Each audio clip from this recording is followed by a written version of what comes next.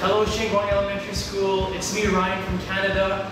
It's nice to see you guys again, and today I have a very special little video that I want to make with you guys. So today we're going to have Ryan's kitchen time, and we're actually going to make a very special Canadian dish.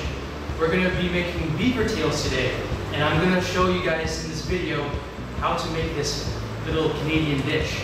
So first, I want to show you guys all the ingredients. So we have a pinch of sugar right here.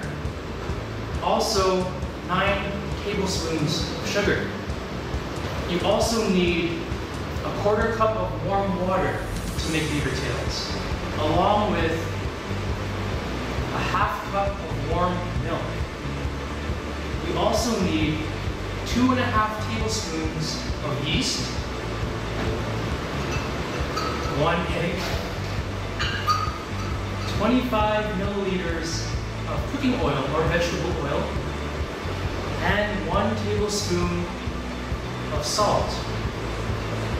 The last ingredient, and probably the most important one, is you need 2½ cups of flour. And this is a lot of flour, but it's very important to make beaver tails. So I will start off with the very first step. So to begin with, you're going to start by taking the 2½ tablespoons of yeast and putting it into your bowl, just like so. After this, you will take 1/4 of warm water and also pour it into the mixing bowl, just like so. And you can kind of get it all wet, get all the yeast wet. And the last thing is just put a little bit, 1 pinch of sugar into the bowl. So you kind of have to mix it around a little bit, and you will have to wait 10 to 15 minutes until it becomes very fluffy, and then you can start on the next step. So now we can see that the yeast has become very fluffy and bouncy. So when you see a lot of bubbles like this and it shakes like jelly, then you know it is ready to put in other ingredients. So you'll start by putting in 9 tablespoons of sugar. So you can pour it in just like so.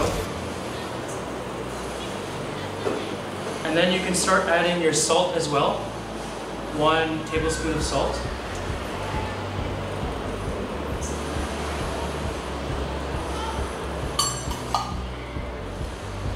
A 1/2 cup of warm milk,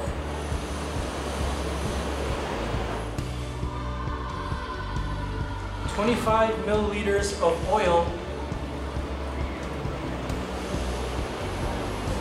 and 1 egg.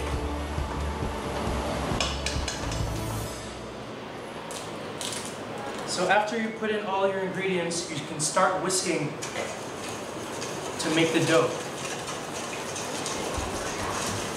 And this will take quite a while, but you will keep whisking until the dough becomes very hard.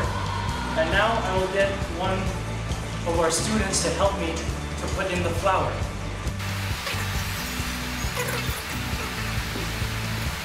So now the batter is very sticky and it's not liquid anymore. So this is what you'll use to make the beaver tail. And now you can see it's a little bit more solid and gooey. So my little helper here will continue to pour in the flour. And you have to keep mixing, otherwise it'll stick to the pan.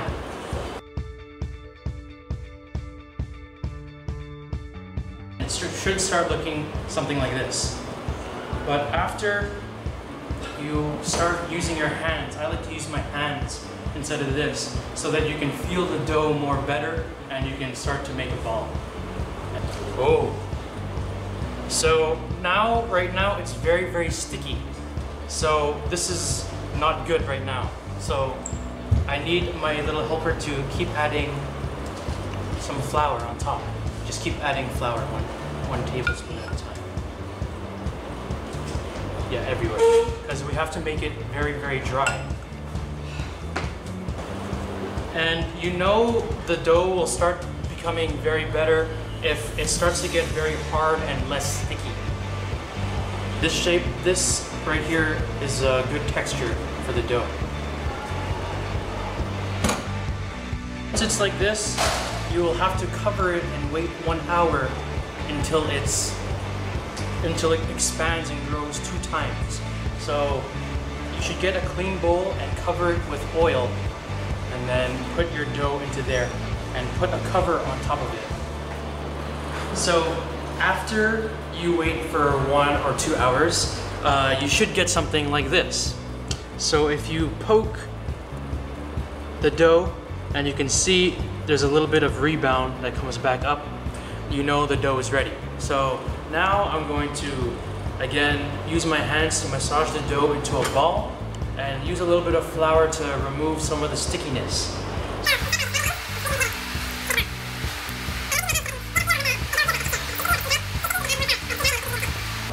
Make sure to prepare a mat for the dough. You can add a little bit of flour now. So I'm just gonna grab a little bit, pour it on. So the dough you shouldn't get any dough stuck to your hands. That's how you know it's okay.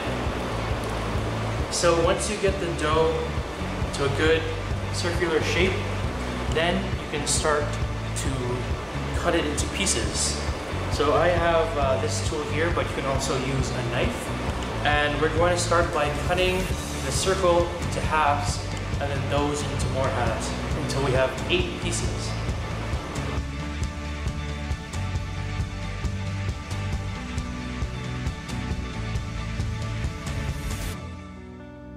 So once you get 8 of them, you can put a little bit of flour on each so that they're not too sticky. Just a little sprinkle on top.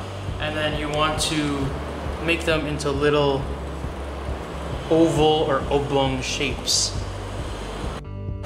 So now you have to try and flatten them out to make a beaver tail shape. What do we have to notice when we are making the beaver tail shape? Make sure that it's very thin and that you flatten it all out so it's not very thick. So you should aim to make your beaver tails into shapes like these. See how they're very flat and they're kind of like an oval shape, like the little beaver. So after you make the shape, you can grab them and in your hot frying pan, you gently put them down and wait for it to fry. So you can see it sizzling right here. And once the bottom side is cooked, you will take tongs and flip them over to the other side.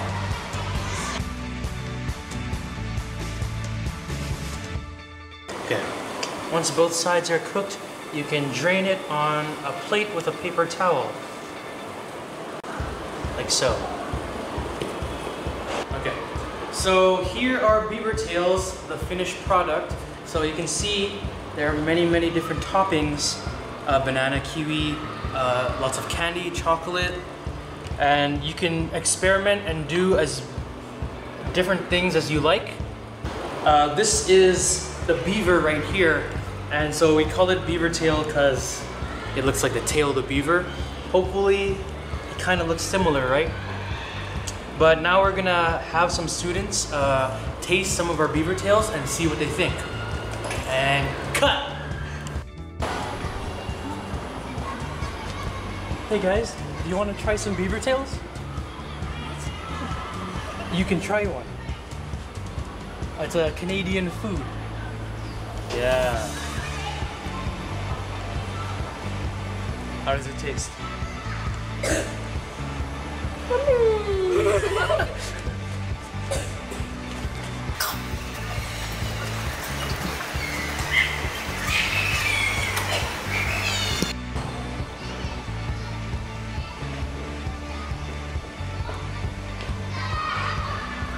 Hey guys, do you want to try some beaver tails? Yes. Here, you can choose one.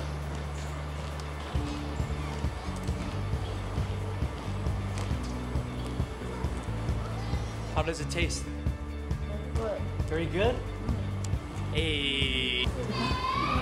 Hey guys, you guys want to try some beaver tails?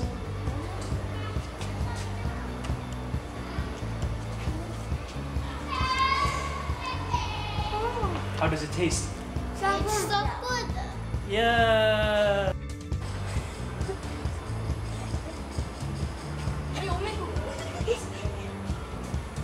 Oh, hey guys, do you want to try some beaver tails?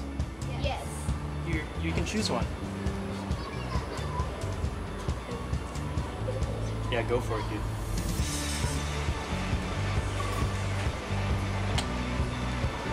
dude. Delicious. Hey Ian. Look, I made some beaver tails. Yes. Do you want to try one?